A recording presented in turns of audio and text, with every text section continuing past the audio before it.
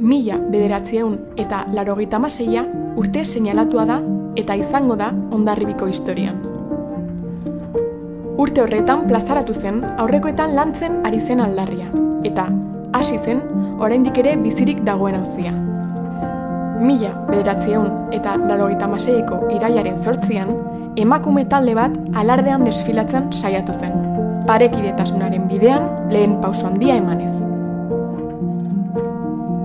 1987an, Joana Mugarrietakoa elkartean biltzen ziren aitzindari haiek Jaizkibel konpainia sortu zuten. Horrek auziaren konponbidea erraztuko zuelakoan. Emana zegoen bigarren pausoa. 25 urte daramatzagu kalean, eta 25 urtez defenditu dugu alarde bakar, parekide eta publikoa. Konponbidearen alde Jaizkibel konpainiak hirugarren pausoa eman du 2021ko uztailean. Publikoki honako hau adierazi du. Hondarribiko alardeak orain duen formatuan parte hartzeko prest gaude.